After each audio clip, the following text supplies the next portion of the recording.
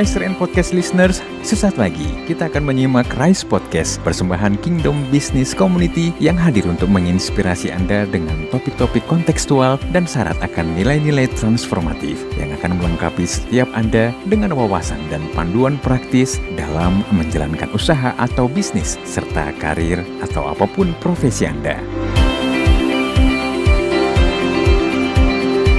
Simak Rise Podcast ini hingga usai dan jangan lupa like, subscribe channel YouTube Kingdom Business Community dan ikuti kanal podcast kami di Spotify, Google, Apple Podcast dan follow Instagram kami @kbc.id atau kunjungi website Kingdom Business Community di www.kbc.or.id.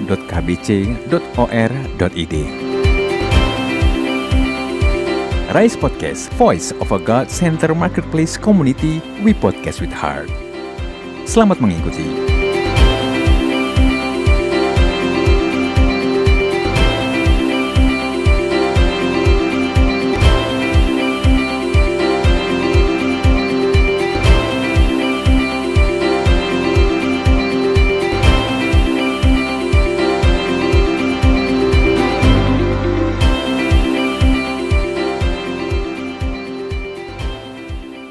Ya, hello Riser and Podcast listeners dimanapun Anda berada. Selamat berjumpa kembali dalam Kingdom Business Community KBC Rise Podcast, Voice of a God-Centered Marketplace Community. Dan di malam hari ini kita ada dalam sebuah segmen baru di season yang baru, yaitu Women Leadership Series. Dan kali ini saya Charles Pindo yang bersama Anda, yang menjadi host Anda. Dan dalam episode Women Leadership edisi perdana kali ini kita bersama dengan seorang inspiring woman tentunya yang menjadi inspiring speaker kita di malam hari ini, yaitu Dr. Badi Kenita Putri Sitepu, SA MSI. Beliau adalah Senator Republik Indonesia, Ketua Umum Dewan Pimpinan Pusat Persatuan Intelijensia Kristen Indonesia atau DPPPKI. Beliau juga adalah seorang Ketua Panitia Perancang Undang-Undang Dewan Perwakilan Daerah Republik Indonesia dan juga Presidium Kaukus Perempuan Parlemen Republik Indonesia. Beliau juga seorang pengusaha dan pegiat UKM dan malam hari ini akan menginspirasi Riser semua, menginspirasi Anda semua khususnya para women leaders, women entrepreneurs, termasuk teman-teman muda milenial ya. Dan tema kita di malam hari ini adalah pemimpin yang melayani suatu tantangan atau panggilan. Sebelum kita mendengarkan inspirasi dari inspiring speaker kita lebih dulu akan mendengarkan opening speech dari Bapak Julian Fu.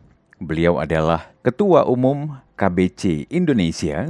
Beliau juga managing partner dari QQ Group, seorang HR consultant and leadership coach, dan juga seorang ecosystem builder. Nanti setelah opening dari Pak Julian Fu, kita langsung berbincang seru dengan Ibu Badi Kenita Putri Sitepu, atau kita biasa menyebutnya, atau orang banyak, teman-teman muda dan banyak kalangan menyebutnya dengan Kak Putri. Kita simak dulu opening speech dari Bapak Julian Fu, Ketua Umum Kingdom Business Community KBC Indonesia.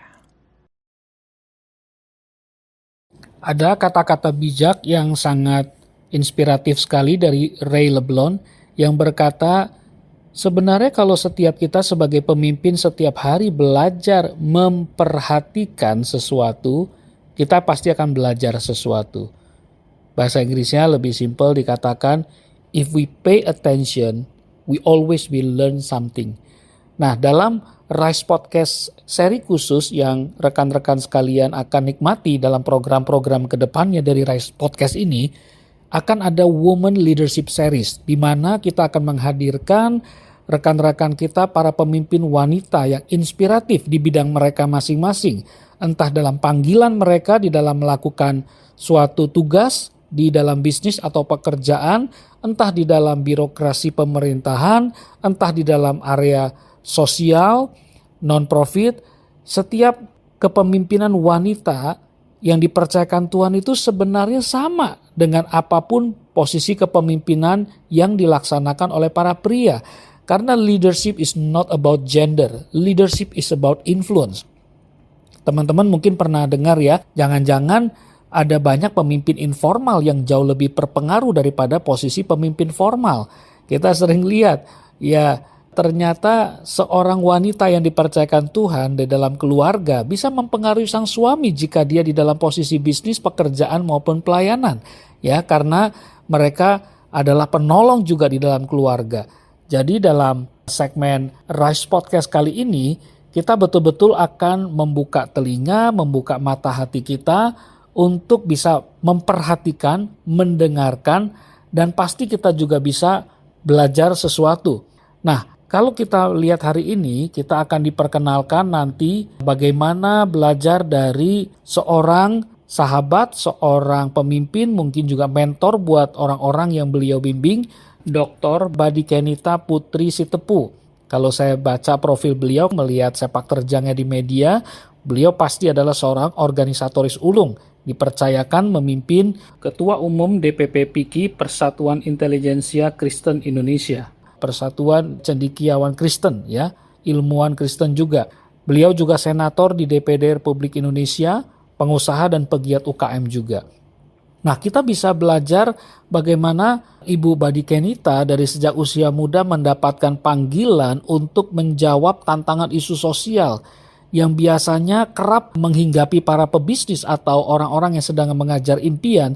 Biasanya kita sulit untuk bisa memikirkan area sosial orang lain karena sering berpikir untuk membangun mimpi saya saja belum kesampaian, masa mau mikirin orang lain.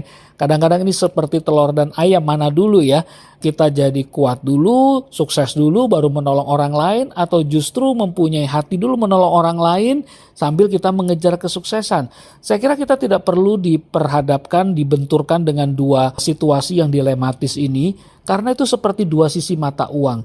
Bagaimana kita bisa mengejar impian kita adalah satu sisi mata uang. Bagaimana kita bisa menjadi berkat bagi orang lain adalah sisi mata uang yang berikutnya. Dua hal inilah yang memberi nilai, menambah makna dalam kehidupan kita. Jadi malam ini kita akan bisa mendengarkan, berkenalan dengan inspirasi, tantangan dalam memimpin. Jargon seringkali kita kaitkan kata-kata melayani itu seperti sudah jadi hal yang umum, jargon yang biasa. Pemimpin yang melayani, kayaknya udah biasa banget ya.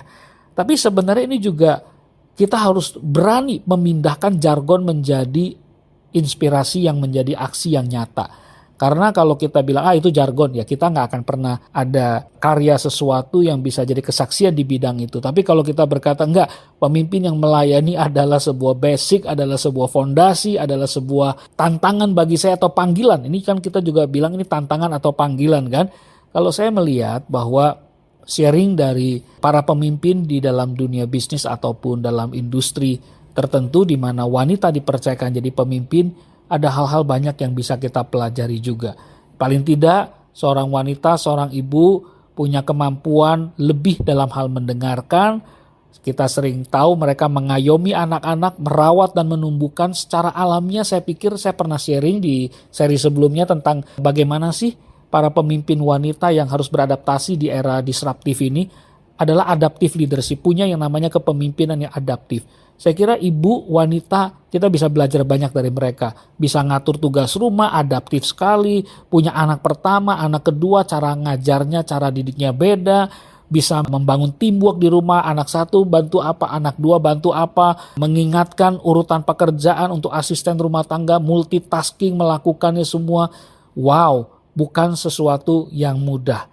Dan kita kalau hari ini bisa diberkati dengan sharing dari Dr. Badi Kenita Putri Sitepu, tentunya karena kita lihat Tuhan akan memakai Ibu Badi Kenita juga untuk menjadi inspirasi banyak orang dari peran beliau sebagai seorang businesswoman ataupun pegiat UKM, peran beliau dalam melayani masyarakat dalam perannya sebagai senator, anggota DPD RI, dan juga panggilan untuk melayani Tuhan yang dipercayakan dalam hidup dia.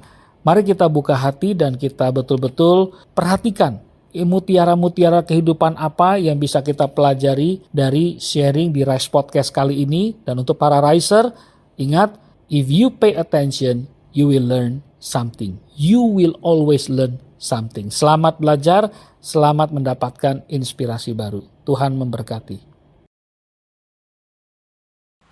Ya, Riser dimanapun Anda berada, kita berada di sebuah segmen sebuah season dari Rise Podcast KBC, yaitu Women Leadership Series. Nah, dalam podcast Women Leadership Series kita menghadirkan para perempuan-perempuan pemimpin. Ya, kita menghadirkan para perempuan-perempuan yang memang punya kapasitas, punya experience, dan mampu memimpin perusahaan, organisasi, ataupun memimpin komunitas misalnya, atau setiap pemimpin perempuan yang berada di marketplace yang memang punya kapasitas memimpin.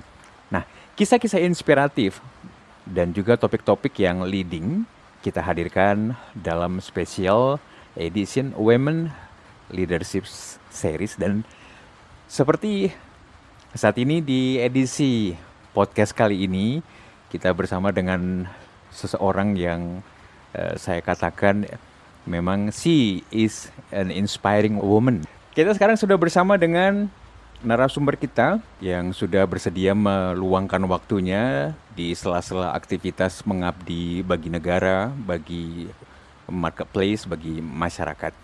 Kita bersama dengan Dr. Badi Kenita Putri Sitepu, SAMSI. Beliau adalah Ketua Umum Dewan Pimpinan Pusat Persatuan Intelijensia Kristen Indonesia atau DPP PIKI. Beliau juga adalah Ketua PPUU ya. Beliau adalah senator dari Sumatera Utara, anggota DPD dan juga sekaligus MPR Republik Indonesia. Dan sore hari ini tema kita adalah pemimpin yang melayani sebuah tantangan atau panggilan. Bersama saya Charles Pindo yang bersama Anda menjadi host Anda. Selamat sore Kak Badi Kenita Putri. Selamat sore Kak. Selamat sore Charles Pindo. Terima kasih banyak sudah bersedia berkenan hadir di KBC Rise Podcast Women Leadership Series. Topik kita adalah pemimpin yang melayani sebuah tantangan atau panggilan. Sebelum kita masuk ke topik, saya mau sampaikan sedikit dulu ke Riser. Mohon izin Kak Putri. Ya.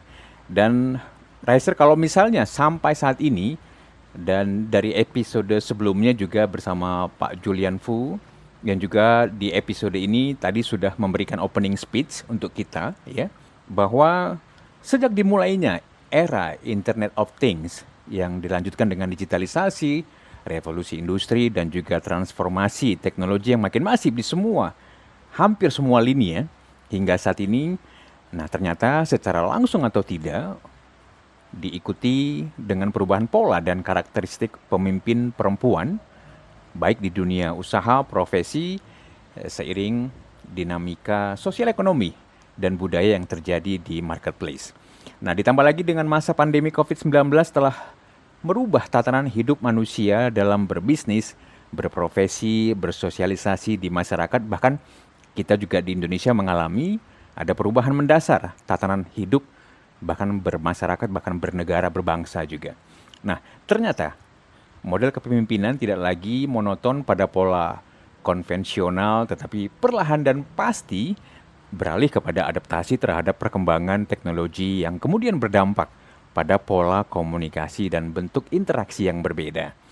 Nah, di satu sisi, kemajuan teknologi memang mengakibatkan terjadinya simplikasi dalam manajemen SDM. Ada banyak kemudahan-kemudahan, ya, simplikasinya banyak sekali ragamnya. Dan salah satu hal yang positif lain adalah proses distribusi semakin cepat, distribusi informasi salah satunya. Namun di sisi lain, interaksi sosial yang cenderung minim, kemudian ini memengaruhi tingkat kualitas hubungan antara pemimpin dan orang-orang yang dipimpinnya. Meskipun itu tidak selalu berdampak buruk pada kualitas kinerja. Nah, perubahan tatanan di masyarakat dan dampak multidimensi dari era disrupsi ini juga ternyata turut memengaruhi kualitas karakteristik kepemimpinan perempuan dalam mengelola usaha, mengelola organisasi, institusi, ya, dan juga komunitas atau masyarakat yang dipimpinnya. Nah, sangat penting untuk diketahui perspektif baru, insight yang baru tentang bagaimana era disrupsi dan era digital ini berdampak pada konsistensi terhadap nilai-nilai, visi, misi, dan sasaran dari model dan karakteristik kepemimpinan yang dimiliki dikarenakan makin beratnya persaingan dan kompleksitas tantangan yang ada di marketplace.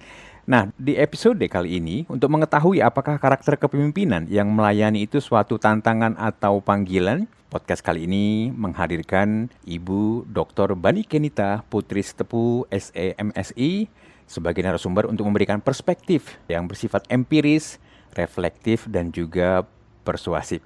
Kita nggak akan fokus ke data-data statistik ya, tapi kita lebih pada akan nanti mendengarkan insight dan nilai-nilai yang dikomunikasikan oleh Kak Putri dalam konteks kepemimpinan Kristen, yang apakah ini pertanyaannya nih, mampu nggak beradaptasi terhadap perubahan atau transformasi yang sedang terjadi.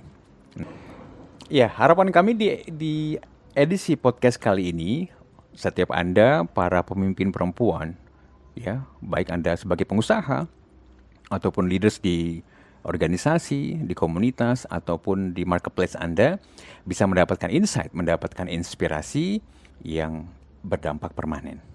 Kak Putri, hal pertama yang ingin saya tanya ke Kak Putri, sejauh ini ya, sejak era disrupsi atau era digitalisasi terjadi gitu ya, nah bagaimana pengamatan Kak Putri tentang nilai-nilai kepemimpinan yang terjadi ya secara praktis di dunia usaha maupun organisasi hingga saat ini? Mungkin boleh kasih pandangan atau pengamatan singkat deh dari Kak Putri. Kan kepemimpinan itu banyak yang mendasari ya. Nah, ada kalau dulu itu dari ilmu kepemimpinan, ada yang pemimpin yang visioner, ada yang karismatik. Nah, ada yang juga pemimpin yang born as a leader gitu ya. Jadi dia memang sudah punya bibit kepemimpinan. Tetapi juga pemimpin yang diharapkan yang dalam situasi COVID ini adalah pemimpin yang bisa langsung membaca situasi. Jadi pemimpin yang terupdate gitu. Terupdate dan selalu mengupgrade dirinya. Kita bisa punya karisma sebagai pemimpin, itu ada gitu, atau juga born as a leader. Tetapi dengan berkembangnya zaman, orang semua bisa menjadi pemimpin. Bisa yang paling tidak pemimpin pada dirinya sendiri. Nah, ini yang harus dimulai. Bisa dulu memimpin diri sendiri. Manage of time, manage of anger, manage of finance. Nah, itu harus bisa dulu menjadi manajer atau pemimpin pada dirinya sendiri. Manage of anger ini kan juga yang agak sulit. Lalu sering kita bilang passion gitu. Nah, passion, orang-orang kan beda passionnya. Tetapi mau sebagai apapun dia akan bisa menjadi pemimpin.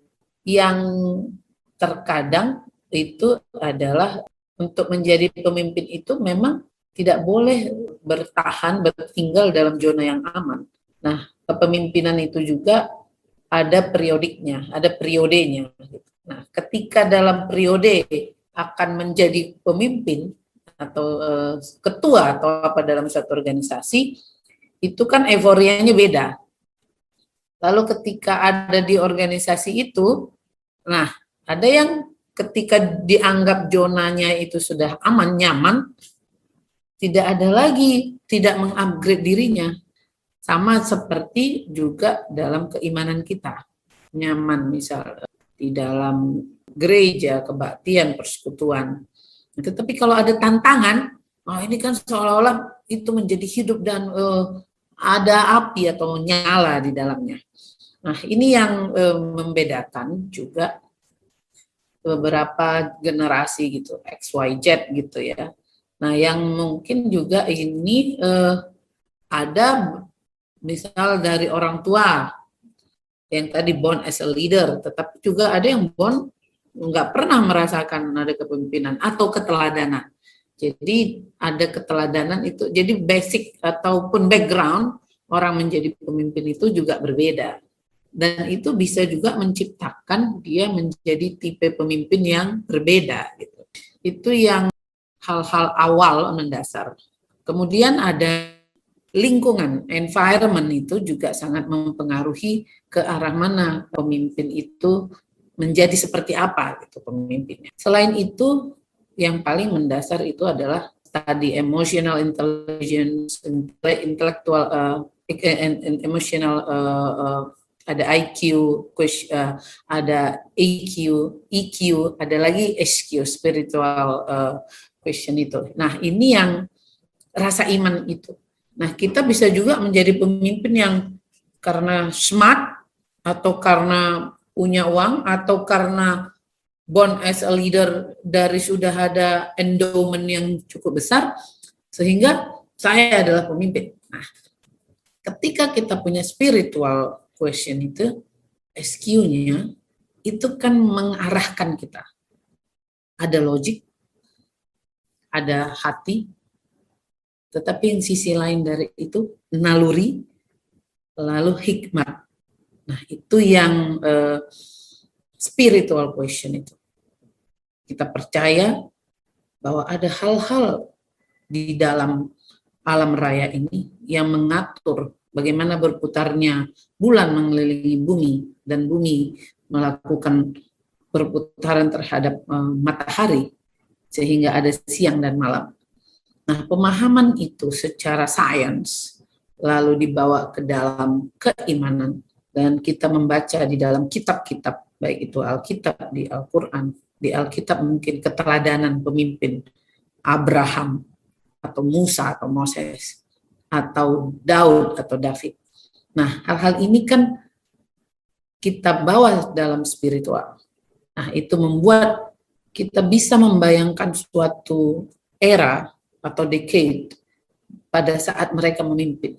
Apa yang terjadi pada saat Daud mengketapel Goliat gitu kan. Nah, hal-hal ini bisa menjadi suatu mungkin bukan cerita, tapi bahwa kisah, kita bisa menganggap itu cerita, fiksi, tapi dengan membaca tadi, dengan spiritual, itu adalah histori, sejarah, dan asal muasal dari mana kita ada. Nah, dengan melakukan itu, kita akan mengatakan, ketika saya bagian keturunan atau juga ciptaan Tuhan, jadi kita akan bisa juga menjadi pemimpin itu. Lalu ada Salomo gitu kan, Sulaiman kalau di Quran. Nah, Salomo yang selalu meminta hikmat sehingga Tuhan memberikan kelimpahan karena dia meminta hikmat, kebijaksanaan. Nah, hal-hal ini yang mungkin banyak mendorong atau menjadi orang muncul sebagai pemimpin seperti apa. Lalu ada juga memang pemimpin ketika yang dia idolakan atau yang dia lihat itu adalah pemberontakan gitu kan. Jadi apapun itu dia akan memberontak. Ini kan mindset itu ada, itu tadi dari orang yang dia idolakan atau kehidupannya, atau lalu juga dari buku-buku yang dia baca, lalu tadi itu dari rasa atau keimanan dia, spiritualnya, sehingga itu akan merubah angernya. Anger itu dari negatif menjadi positif, dan dia merubah auranya ke arah mana. Saya mau jadi pemimpin seperti apa? Apakah itu panggilan ataukah itu suatu menjadi beban? Itu tergantung kepada bagaimana, apa yang menjadi dasar sehingga dia mau menjadi seorang pemimpin. Mungkin itu. Jadi artinya tadi dari awal tuh saya ngedengerin gitu dan dahsyat sekali. Jadi seorang pemimpin di era digital atau di era apalagi pasca didengungkan Internet of Things sampai sekarang, dan utama juga ketika masa pandemi seperti saat ini, ada dua hal tadi yang di awal sekali Kak Putri sudah sampaikan, bahwa seorang pemimpin harus update dan upgrade. Kemudian juga ada nilai-nilai, ada karakteristik, ada leadership model, berikut juga kompetensi ya yang dibutuhkan baik secara intelektual, spiritual maupun juga dari aspek-aspek yang inti lainnya. Ini menarik Kak Putri. Ini menarik sekali karena apa? Di era digital saat ini gitu ya, di era digital saat ini, dan juga kita tahu bahwa dengan masa pandemi itu suatu percepatan yang luar biasa terjadi, ya, baik itu juga di bidang digital maupun juga dari pola memimpin gitu ya, yang harus ternyata lebih adaptif gitu. Dan seiring kompleksitas kemajuan teknologi, ternyata tadi Kak Putri sampaikan bahwa ada orang yang born as a leader, tapi juga ternyata lingkungan memengaruhi. Nah, kalau kita lihat nih di aspek mungkin di dunia usaha atau institusi atau organisasi, seorang pemimpin gitu ya. Sebenarnya menurut Kak Putri gitu ya, bagaimana sih sebenarnya para pemimpin perempuan nih khususnya ini mampu mengaplikasikan nilai-nilai kepemimpinan yang humanis. Tadi Kak Putri bilang ada kecerdasan emosional, nah itu mungkin masuk ke sana. Tadi saya seru juga ngedenger gitu ya, ada anger management gitu. Memang seakan-akan mungkin karena era digital orang kurang interaksi, jadi mau nggak mau angernya itu ya kak ya, dominan ya. Nah bagaimana kak, pemimpin perempuan khususnya, ini kan para leaders kita ngedengerin nih, yang khususnya para women leaders baik yang generasi tadi X, Y, Z gitu ya. Ini bagaimana pemimpin perempuan mengaplikasikan nilai-nilai kepemimpinan yang humanis setidaknya. Tadi kakak bilang, oh gimana nih gitu, ada kecerdasan emosional. Nah ini hubungannya untuk meningkatkan mutual trust. Ini kita coba mau bahas dengerin insight dari kakak untuk internal perusahaan atau organisasi lebih dulu. Bagaimana sebenarnya nilai-nilai kepemimpinan yang humanis yang bisa ningkatin mutual trust? Baik, humanis itu humanity, berarti kita memanusiakan manusia. Nah, ada kan model tipe kepemimpinan yang dia memang diktator gitu. Oke, kita manusia, tapi saya adalah ketua atau kepala atau bosnya, kamu anak buah. Nah, di dalam humanity itu, humanis itu kan kita setara gitu, ya kan? Manusia itu setara. Nah, jadi kalau kepemimpinan yang humanis itu berarti dia teamwork gitu. Nah, boleh direction-nya itu jelas. Nah, dalam perusahaan itu kan ada SOP, sudah ada standar operasional prosedur gitu. Bahkan kalau dalam birokrasi itu ada aturan-aturan, ya kan? Ada regulasi. Bahwa ada yang menjadi kepalanya, chairman, tetapi juga ada yang lain misal staff atau manager. Nah, tetapi ini kan semua sudah punya job description. Nah, di dalam menangani satu project atau when we have a situation gitu kan, ketika setiap orang melaksanakan fungsi tugasnya, kemudian bersama-sama membahas itu menyelesaikannya, itu kan namanya teamwork. Jadi ada pembagian pekerjaan, misal satu memegang urusan pencatatan keuangan, satu misal memegang tentang purchasing, satu lagi tentang marketing. Nah, ini yang namanya teamwork. Jadi dalam sebuah usaha, namun memang ada beberapa yang memang superior sekali. Gitu. Nah, yang banyak sebenarnya kita temukan itu di beberapa perusahaan yang memang dia akan menjadi superior ketika juga dia part of owner gitu kan. Jadi dia adalah owner atau anaknya owner atau koleganya owner. Nah, kadang ada muncul superior. Superior itu boleh dibutuhkan ketika kita misal ada beberapa staff atau orang-orang baru yang mungkin belum memahami the culture of the company atau budaya perusahaan, itu boleh dilakukan superior. Tetapi dalam situasi yang sekarang, ketika informasi terbuka dengan begitu luasnya dan beberapa perusahaan juga yang mungkin yang kita juga perusahaan kita itu sudah go public, kita nggak bisa terlalu superior. Nah, jadi tidak bisa yang pokoknya ini titah saya, nah, nggak bisa menjadi raja. Tetapi tadi menjadi coordinator atau chairman dalam teamwork itu. Nah, bisa itu berhasil sebenarnya bukan para staf itu tidak lebih akan berkembang ketika misalkan dia bekerja bukan di bawah tekanan, tetapi dalam situasi-situasi yang dia merasakan ini passion saya senang sekali melakukan ini, saya suka, apalagi kalau saya suka melakukan ini, yang terbaik, yang itu akan membuat dia bahagia. Nah ini we have to encourage people to do what they want to do. Nah itu yang membuat saya suka ini. Nah misal ada orang, wah saya kan jurusan hukum, saya pusing ini dengan akuntansi, saya pusing dengan pencatatan. Nah, jadi menempatkan orang pada posisinya, lalu menyampaikan beberapa aturan di dalam menyelesaikan suatu pekerjaan itu ketika dia menyukai pekerjaannya itu, dia merasa dimanusiakan, dia merasa manusia dibutuhkan, dia akan lakukan yang terbaik.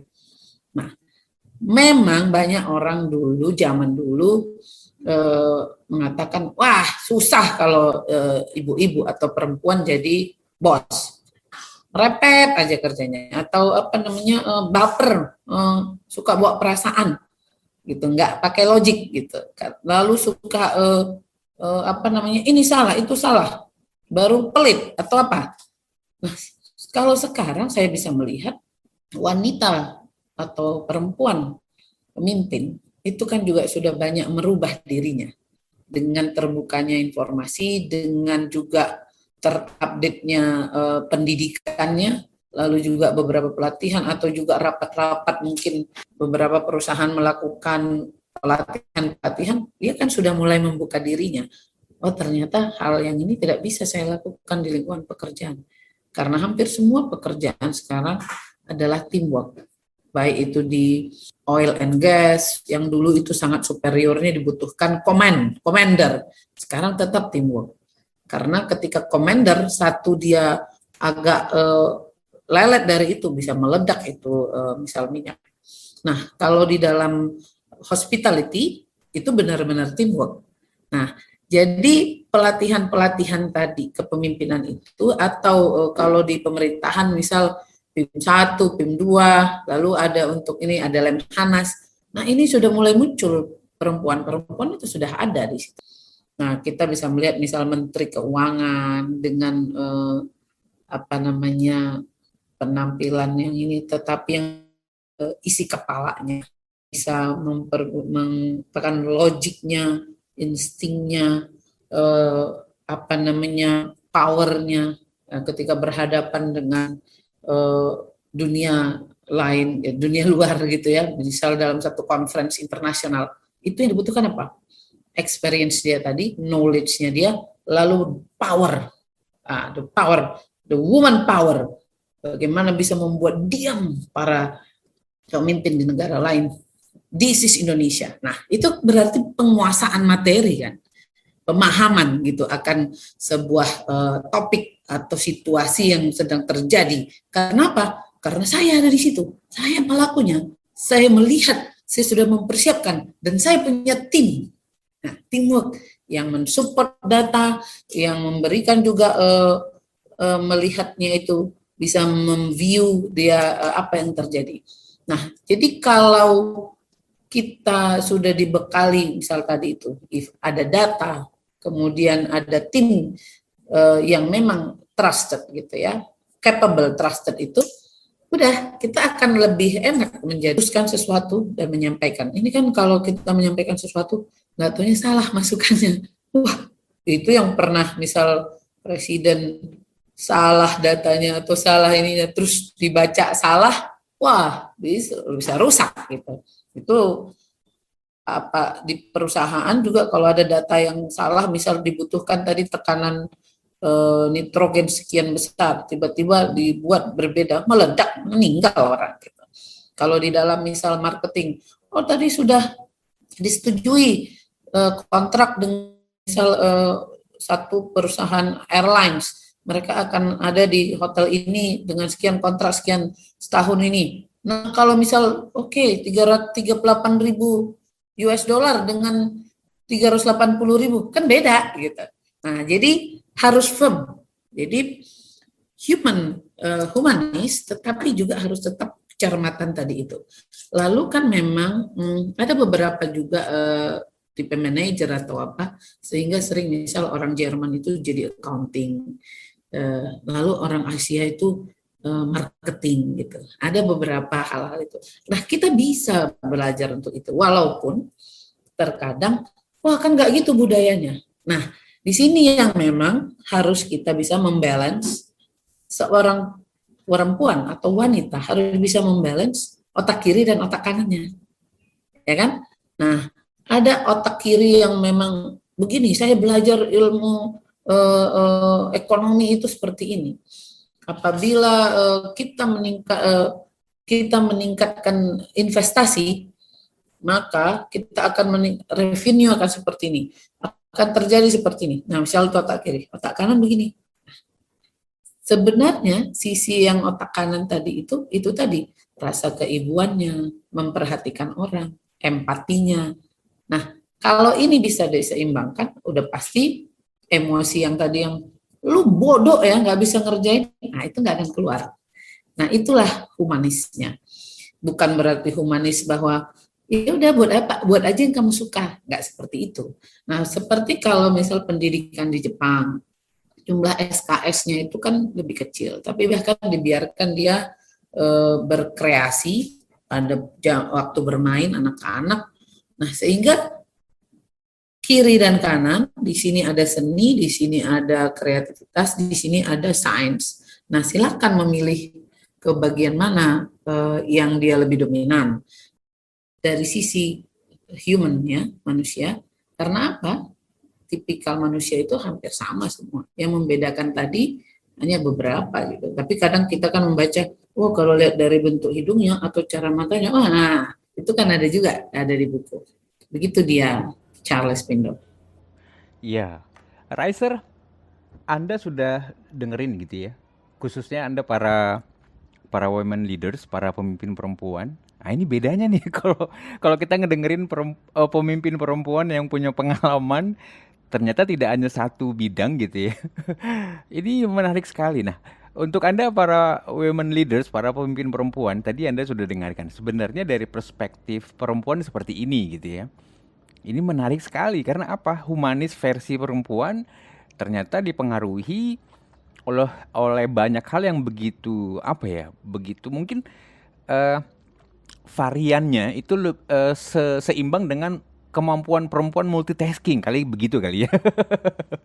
Oke, Kak Putri, ini menarik karena kalau misalnya seorang pemimpin, ya dalam konteks ini pemimpin perempuan gagal tadi ya dalam hal bagaimana membangun teamwork dengan pemahaman yang apa ya, yang pendekatannya memang khusus gitu ya. Jadi artinya ada diferensiasi pendekatan ke setiap orang yang pada akhirnya itu bisa tadi Kak Putri itu menarik sekali memanusiakan manusia istilahnya. Wah, ini keren. Nah, mungkin ini bisa juga menjadi sebuah reminder ya. Apalagi di era digital seperti ini, interaksi sosial makin kurang gitu ya. Artinya ada kemampuan komunikasi yang lebih ternyata. Yang harus kita miliki gitu ya, Kak Putri. Nah, kalau kita lihat nih di era digital nih, boleh Kak Putri sharing sedikit gitu ya atau cerita baik Kak Putri baik ketika Kak Putri memimpin perusahaan atau organisasi atau tugas-tugas Kak Putri sebagai seorang senator gitu ya, sebagai seorang senator di DPD Republik Indonesia, Dewan Perwakilan Daerah Republik Indonesia. Nah, bagaimana sebenarnya seorang pemimpin perempuan itu memiliki pola atau mampu gitu ya melakukan sebuah transisi gitu. Tadinya kan ketika sebelum era digital yang makin masif, itu mungkin polanya berbeda. Nah, sekarang ketika sudah era digital di mana semua lebih mudah, segala sesuatunya remote gitu ya. Nah, ini pola komunikasi seperti apa yang menurut Kak Putri yang harus dibangun? Ya, tadi tentunya tetap menjaga nilai-nilai humanis gitu ya. Tapi ini yang ada hubungannya supaya seorang pemimpin dan juga timnya itu bisa tetap menjaga atau setidaknya meningkatkan sosial dan economic trust nih bagi perusahaan misalnya atau bagi organisasi atau ketika Kak Putri sebagai seorang pejabat publik ini untuk menjaga sosial atau kepercayaan masyarakat atau rakyat misalnya. Bagaimana pola komunikasi yang menurut Kak Putri itu memang bisa lebih diterima oleh pihak-pihak eksternal. Seperti apa Kak Putri? Nah, dalam era digital ini, nah itu yang harus memang mengupdate diri juga gitu. Jadi mulai dari dalam era digital ini juga hak perempuan atau wanita harus bisa mengupdate dirinya. Satu, mungkin paling tidak dia punya email, ya kan, email address itu kan penting. Lalu juga dia sudah harus punya NPWP, ya kan? NPWP. Ada laporan pajak tahunan, gitu. Walaupun ada yang dia mungkin penghasilan tidak kena pajak, tapi tidak apa-apa, tapi NPWP. Karena itu akan membuat kita jadi bankable gitu ya. Nah, lalu tahu menggunakan komputer gitu kan. Ya, kemudian juga bisa ya punya mungkin Facebook, IG, nah bisa WA gitu ya kan.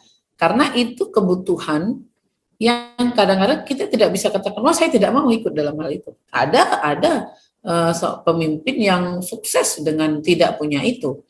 Tetapi ketika berubah, nah itu yang langsung berdampak di dalam bisnisnya. Mungkin kalau pengusaha wortel di Beras Tagi, ya dia nggak harus melihat harga di pasar Keramat Jati. Ya, yang penting dia ketika panen kontrak misal panen wortelnya oke ya, nanti dapat 1 truk sekian juta. Nggak peduli dia harga pasar di Keramat Jati, ya kan? Nah, tapi kalau kita yang kita invest uang kita misal 100 juta membeli saham satu saham dari perusahaan tertentu yang di pasar saham gitu ya kan. Nah, lalu apa itu IPO atau apa. Nah, itu udah harus kita terupdate di sumber yang melihat pergerakan harga-harga pasar saham. Baru ada indeks Dow Jones, baru bagaimana di ini. Nah, itu harus kita ikuti. Kita harus tahu nilai tukar uang. Pasar kita berinvestasi atau tadi marketplace-nya itu berbeda gitu. Nah, ada juga yang dia yang sangat karismatik gitu. Even misal pemimpin ketua sebuah partai gitu. Udah pakai Android ya semua, lalu mengatakan bagaimana. Walaupun nanti akan ada staff yang membacakan ini, tapi sebaiknya itu kalau masih bisa dan dari sisi mungkin kemampuan, dari sisi kemampuan itu bisa fisik, bisa psik itu misal jasmani, bisa juga yang lain gitu ya. Nah, mungkin belajar dulu gitu ya. Bagaimana caranya nih? Nah, itu mungkin gunanya ada asisten atau apa. Ini gimana caranya? Nah, ajarin saya dong. Nah, jadi memang harus itu. Saya sering bilang tidak ada orang bodoh, yang ada malas. Ya kan? Nah, kalau malas untuk melihat situasi itu malas. Pokoknya saya baca koran aja. Nah, lalu sekarang koran misal udah banyak yang tidak terbit atau beritanya orang sudah pakai misal media online. Kita bisa lihat website. Nah, dan itu lebih much cheaper and much easier gitu. We can read any news from anywhere gitu kan. Tapi kalau ini kan kita bawa nanti bisa juga terkena air lalu atau apa ya. Kalau dulu sih bagus juga tuh baca koran, kalau hujan bisa ada sekalian ganti payung. Tapi mengupdate tadi bahkan dengan digital itu tadi jadi malah asik gitu ya kan. Apalagi kalau kita misal nah ini harus perlu di manage. Kadang-kadang jangan larut juga kalau masuk di dalam media sosial karena mengupdate diri ya kan. Nah, yang ada di situ banyak adalah shopping ya. Ini juga harus bisa menahan diri gitu. Jadi apa ya? Apakah tidak ada standar untuk sampai di mana?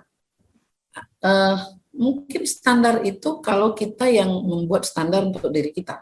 Saya bisa menahan pada titik seperti ini. Ada juga orang karena terlalu mengikuti tren digital ini sudah bangun tidur yang dipegang pertama handphone, lupa berdoa, mau tidur lagi tetapnya handphone gitu kan. Lalu apapun itu makan, lapar, udah Grab aja. Nah, ini untungnya pas suaminya bilang wah, Saya ingin bersama kamu, ya di Grab aja.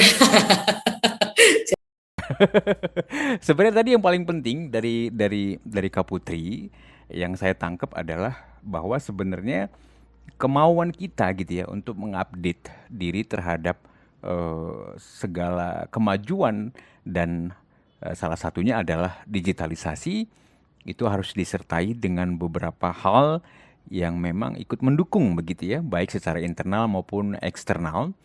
Dan untuk Anda yang memang tadi sudah mendengarkan, mungkin Anda juga ingin tahu, wah ini Kak Putri wawasannya luas banget ya gitu. Ngomongin ini bisa, ngomongin itu bisa, terus ngomongin game juga bisa. Terus tadi bilang kalau suami lagi pengen bareng, Grab aja. Oke, Riser dan juga Women Leaders dimanapun Anda berada saat ini yang mendengarkan Rise Podcast di episode kali ini baik di berbagai wilayah di Indonesia dan juga di ada beberapa wilayah di mancanegara. Kita nanti akan kembali lagi dengan narasumber kita yaitu Ibu Dr. Bani Kenita Putri Sitepu, SE MSI, seorang yang memang punya pengalaman panjang menjadi pemimpin ya di berbagai bidang. Beliau adalah seorang senator dari Provinsi Sumatera Utara, anggota Dewan Perwakilan Daerah Republik Indonesia dan juga sekaligus MPR Republik Indonesia, dan beliau juga adalah ketua ya dari panitia perancang undang-undang DPD Republik Indonesia dan juga seorang pengusaha serta pegiat UKM. Kita akan kembali dengan Kak Putri, sebutannya Kak Putri karena memang masih muda gitu ya. Usianya memang nggak jauh beda sama saya, masih milenial juga. Kalau Kak Putri 19, saya 21 gitu. Kita akan kembali karena setelah ini di sesi berikutnya kita akan bicara mengenai bagaimana ya model dan karakteristik kepemimpinan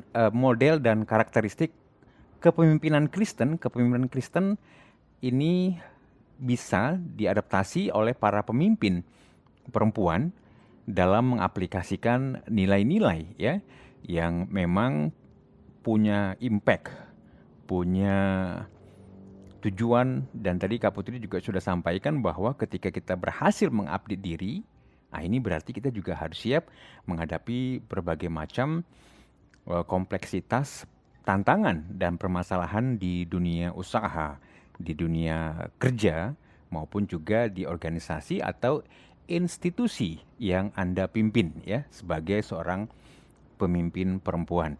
Kita akan segera kembali setelah yang berikut ini, tetap di Kingdom Business Community Rise Podcast Women Leadership Series setelah yang berikut ini.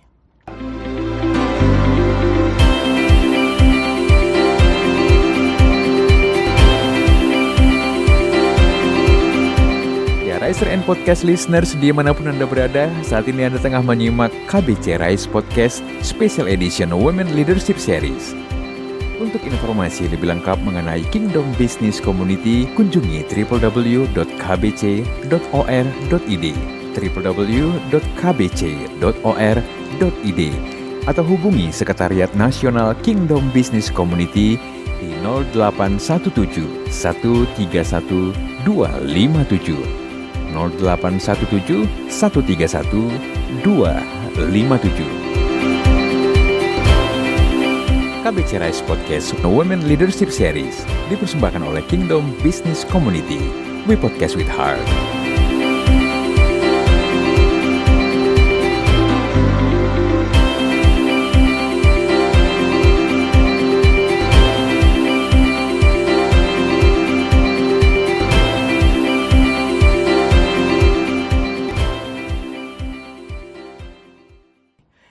Dan Riser, tadi Anda sudah dengarkan bahwa menjadi seorang pemimpin, kalau kita lihat Kak Putri sebagai salah satu role model ya, ini ternyata punya nilai-nilai dasar, kemudian juga punya fokus tujuan yang jelas, dan kemudian ternyata di era sekarang itu masih kompatibel gitu. Artinya bahkan tadi Kak Putri sampaikan kalau kita contohkan Piki sebagai salah satu tempat di mana Kak Putri mengabdi gitu ya, itu ternyata istilah rumah bersama itu. Nah ini menarik sekali, Raiser, karena ternyata ada kesamaan gitu, kesamaan visi antara Piki dengan Kingdom Business Community. Kalau dari Kingdom Business Community itu membangun manusia melalui bisnis dan membangun bisnis melalui manusia. Nah, relevansinya dengan apa yang disampaikan oleh Kak Putri tadi betul-betul bisa mengarahkan. Jadi harapan kami Riser untuk Anda khususnya para women leaders, Anda tadi sudah mendengarkan banyak insight, inspirasi.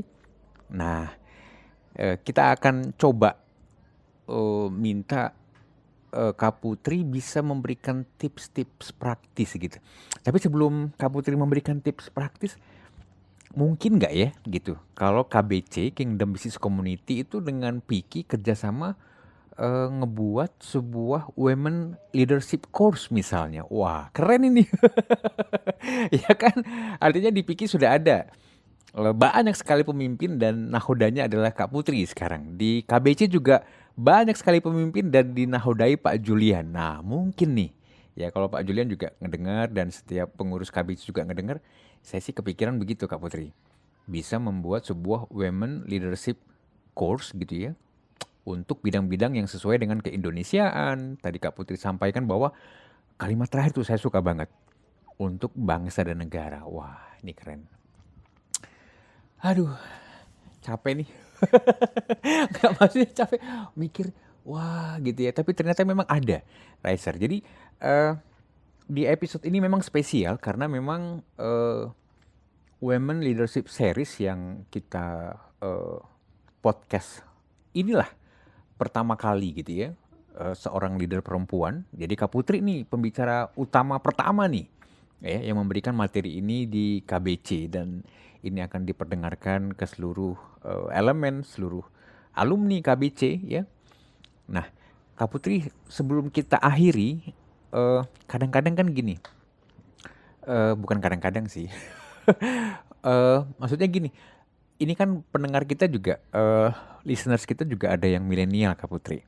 Boleh dong kasih tips-tips praktis gitu ya, sesuai dengan experience Kak Putri. Bagaimana sih sebenarnya gitu ya, supaya teman-teman women leaders yang juga misalnya pengusaha muda gitu ya, karena banyak nih pengusaha-pengusaha muda yang perempuan nih. Nah di marketplace Kristiani ini juga kan pasti membutuhkan figur, membutuhkan bukan hanya sekedar figur ya, tapi sebagai teladan tadi, dan kemudian juga membutuhkan panduan-panduan gitu. Boleh dong Kak Putri kasih tips terakhir gitu ya, sebelum Kak Putri kasih closing statement, sebenarnya bagaimana tips-tips praktis dalam mengaplikasikan pola kepemimpinan yang melayani bagi para pemimpin perempuan berdasarkan model dan karakter kepemimpinan. Tadi Kak Putri sampaikan bahwa Tuhan Yesus begitu. Boleh dong Kak? Kalau kita bicara dalam sebuah perusahaan, apakah yang menjadi tujuan sebuah perusahaan? Satu, revenue, ya kan, pendapatan. Dari pendapatan itu akan turun ke dalam profit. Nah, profit itu ketika revenue meningkat, increase of revenue, nah perusahaan akan mengadakan ekspansi gitu atau perluasan. Jadi lalu apa yang terjadi? Ketika makin luas, semakin banyak orang yang akan bekerja, memberikan lapangan pekerjaan. Lalu hal yang lain, orang yang bekerja ketika ada suatu kemapanan atau tingkat misal lama bekerja akan membutuhkan berpikir ada peningkatan karir atau peningkatan pendapatan. Saya semester 3 kuliah itu saya sudah bekerja di sebuah perusahaan. Lalu saya selain itu juga bisnis gitu ya, membuat dagang beras lah, gula lah, apalah gitu atau apa. Padahal background keluarga itu bukan tidak mampu, untuk membayari kuliah saya. Nah, mungkin karena itu juga membuat saya tidak terlalu banyak aktif di organisasi kemahasiswaan. Ada ikut benar, bahkan kadang menjadi mensupport beberapa kegiatan. Karena berpikir saya tidak mau juga nih 5 tahun nih saya kuliah, masa gini aja. Lalu saya langsung implementasikan gitu. Apa ya? Misal pengantar bisnis itu seperti apa? Lalu manajemen itu apa? Manajemen is art, gitu kan, adalah seni. Bagaimana Anda membuat orang melakukan sesuatu yang Anda inginkan tanpa dia merasakan terpaksa, gitu. Itu arti manajemen, misal gitu. Lalu saya pikir, I have to get my own money, gitu ya kan. Jadi dari kecil tuh saya di keluarga ada tante saya nambur, mari. Nah, mereka kan misal ngasih kalau zaman dulu 100 perak. Nah, kalau dia kasih 1000 perak, misal tahun 80-an, udah banyak kali tuh gitu kan. Nah, jadi itu saya simpan. Ketika saya lulus SMA masuk kuliah, saya ada uang asuransi, diasuransikan. Nah, itulah yang dilakukan orang tua itu yang perlu mempersiapkan anaknya in case suatu hari ada hal-hal yang mungkin terjadi pada dirinya. Tapi si anak itu berhak pendidikan yang layak gitu. Mungkin yang orang menikah atau melakukan sesuatu kegiatan jumping dari atau move on atau apalah namanya. Nah, jadi waktu itu ketika lulus SMA saya punya uang dari asuransi saya itu, berarti itu tahun 93 saya punya uang 12 juta. Lalu tabungan saya dari saya kecil itu saya punya 6-7 juta gitu. Tahun 93. Dan itu kemudian saya dibelikan mobil. So I have my own car on that age gitu ya. Nah, karena hal itu tadi saya kan sudah punya confidence. Lalu saya pikir, wah ini harus saya kalau saya misal liburan ke Bali, hampir setiap tahun jadi saya liburan ke Bali, apa yang saya lakukan untuk mendapatkan itu? Sementara dari orang tua mungkin, masa tiap tahun saya punya uang, misal berapa ratus ribu, saya ke Bali, jalan, keliling,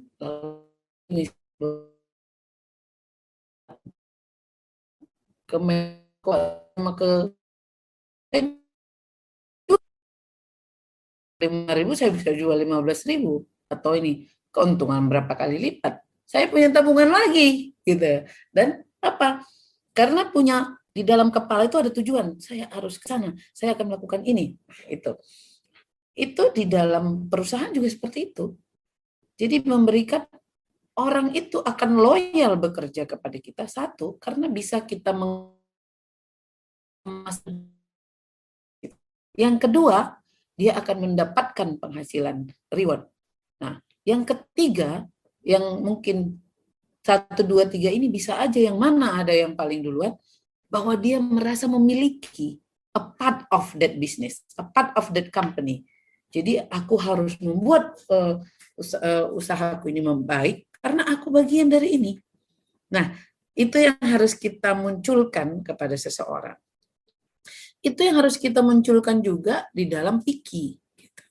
Nah, waktu masih wakil ketua umum, banyak sekali yang ingin saya sampaikan. Tapi akan ada bilang, sibuk kali kau pula ketuanya. Nah, artinya bukan, tetapi saya menyampaikan begini, kita sudah masuk di PIKI, mari kita buat PIKI ini lebih baik.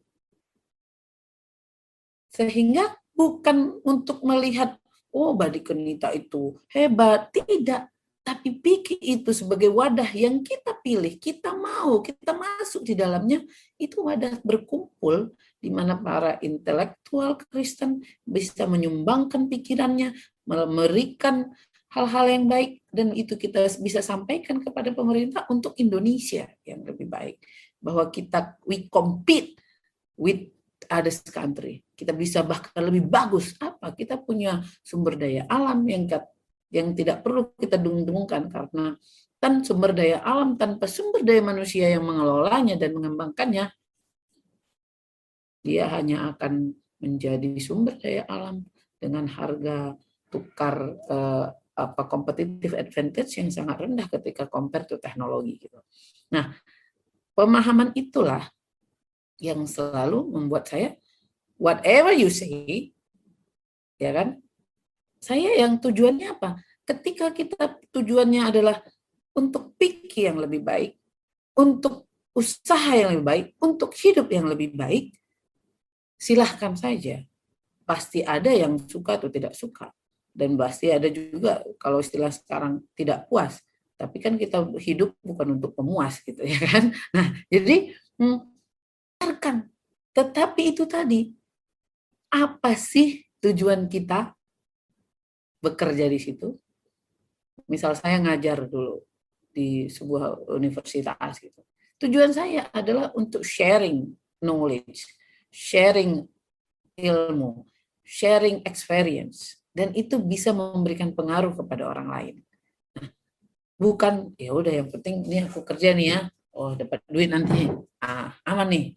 Nah, lalu dari hasil yang kita dapatkan itu kita dapat berbagi untuk keluarga, untuk saudara, lalu juga memberikan motivasi kepada orang. Kamu bisa kok. Ini. Bagaimana bisa ikut Lemhanas? Nggak ada kok. Kakak saya dari keluarga bapak saya, nggak ada yang jenderal. Lalu bagaimana kamu dokter atau profesor? Nggak ada kok sepupu saya atau bapak udah saya atau tulang saya yang dokter, profesor. Tapi apa? Itu tadi. Ada yang kita baca, dan juga lingkungan.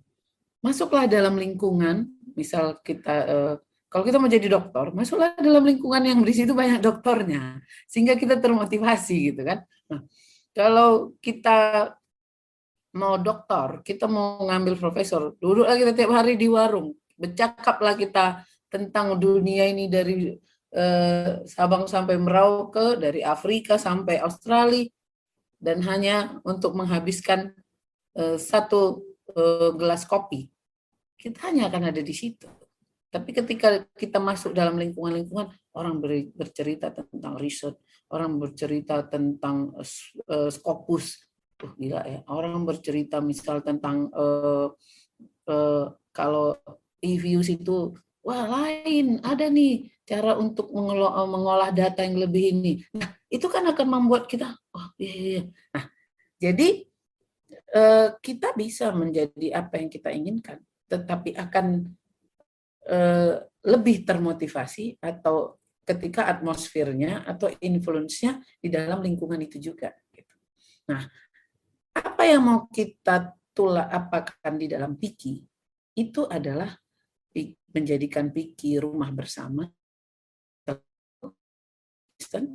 yang melakukan hubungan konektivitas dengan ikatan-ikatan sarjana dari agamanya, Katolik, Hindu, Buddha,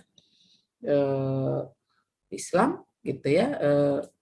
Ada juga Nahdlatul atau apa yang alirannya. Lalu juga sekarang ada agama Konghucu. Di situ kita akan bertukar pikiran, melalui menyampaikan beberapa pandangan dan mencari titik di mana itu bisa bersama. Bukan radikalisme. Kalau tidak, kita sudah ada kerukunan kita bersama, ada Bhinneka Tunggal Ika yang mempersatukan kita. Lalu bagaimana peran kita sebagai intelektual atau cendekiawan dari agama yang kita ini membuat bangsa ini semakin itu yang dibawalah hawa itu apa, atmosfer itu, kesejukan. Ini yang mau lakukan di Piki. Nah, jadi bukan menonjolkan bahwa wah saya berdikunita, tidak.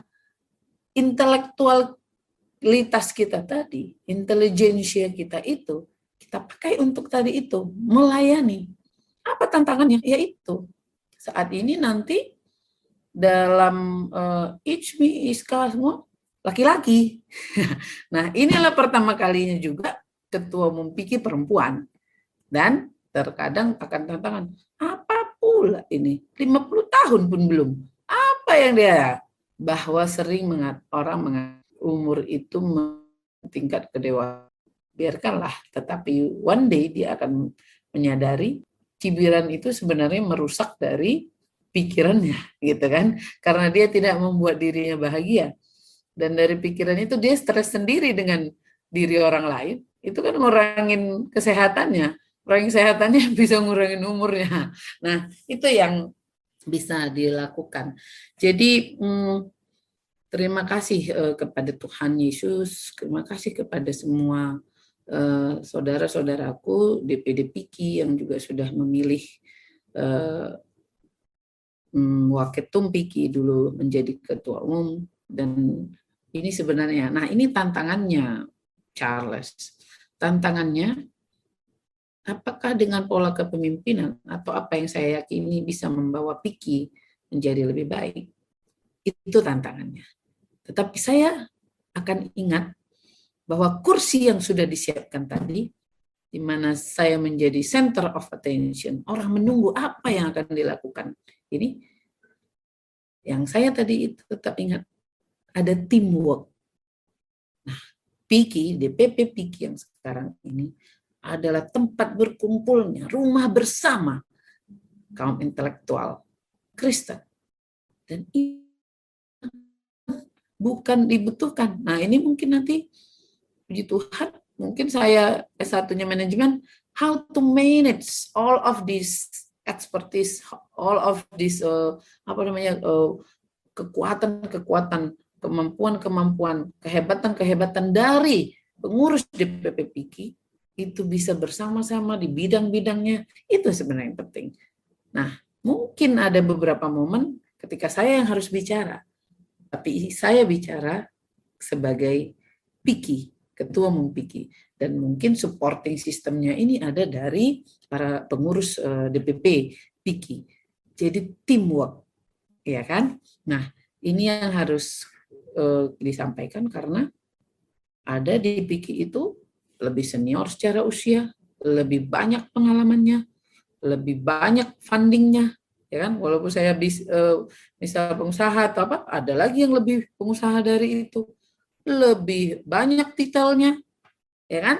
Ya, lebih banyak anaknya juga, gitu. Nah, jadi inilah kita bangun bagaimana membuat rumah bersama tadi, sehingga memang orang juga merasa dia ada di situ, dia punya peran.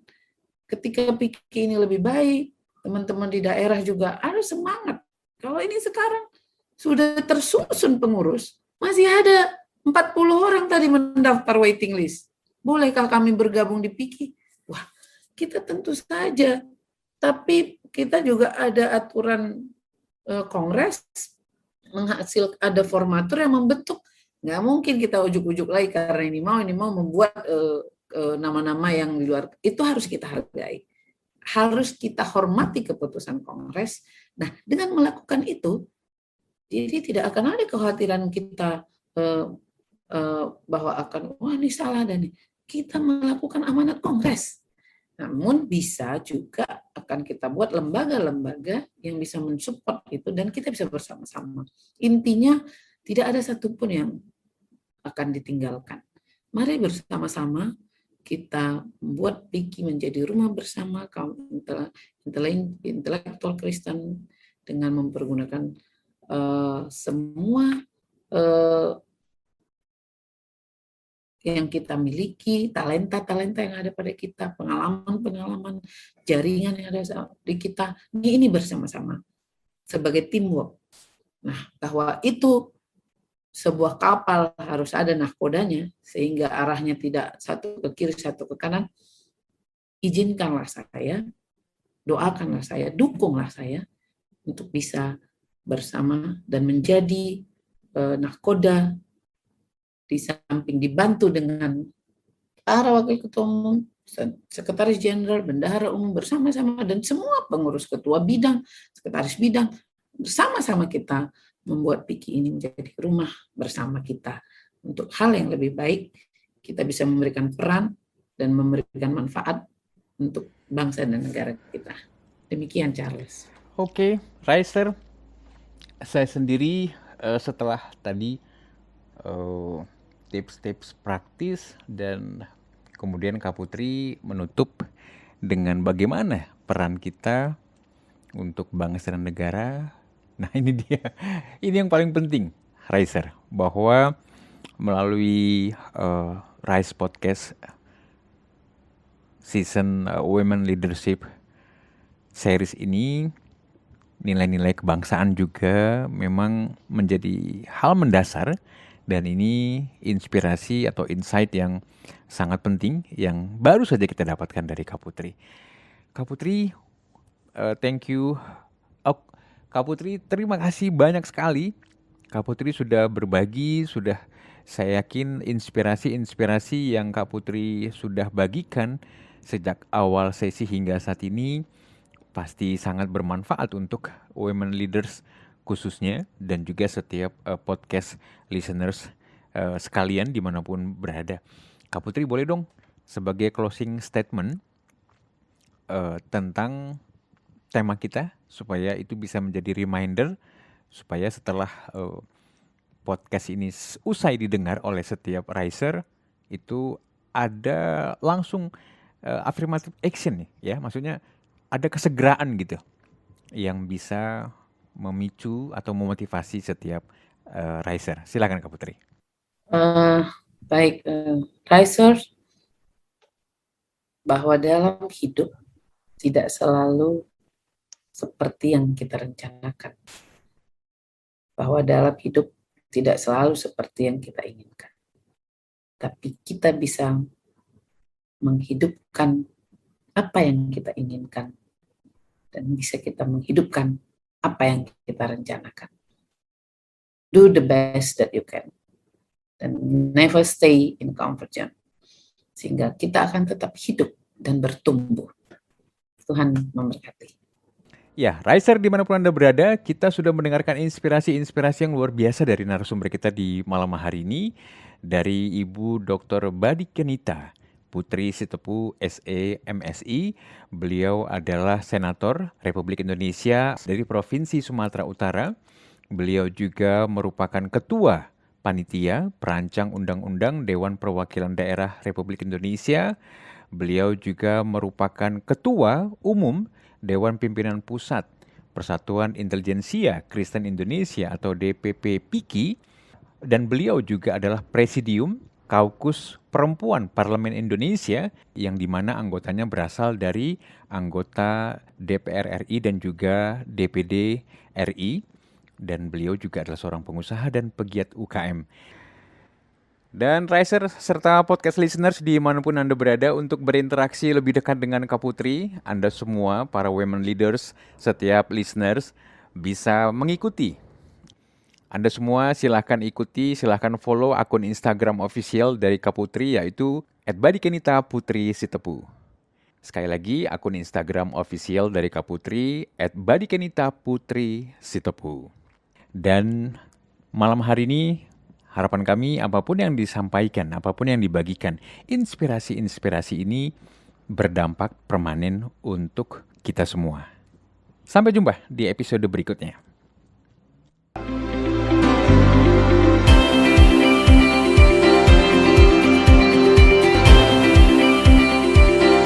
Hello Riser and Podcast listeners, terima kasih Anda telah menyimak Rise Podcast Special Edition yang dipersembahkan oleh Kingdom Business Community.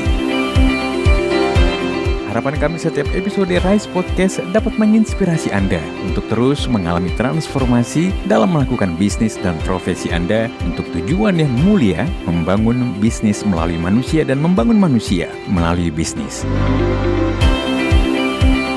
Kami mengajak setiap Anda dan perusahaan Anda untuk bergabung bersama kami dalam komunitas Kingdom Business Community. Secara bersama, kita bisa bertumbuh, berkembang, dan sukses, serta dapat berkolaborasi dalam gerakan kepedulian kepada sesama untuk Indonesia yang lebih baik.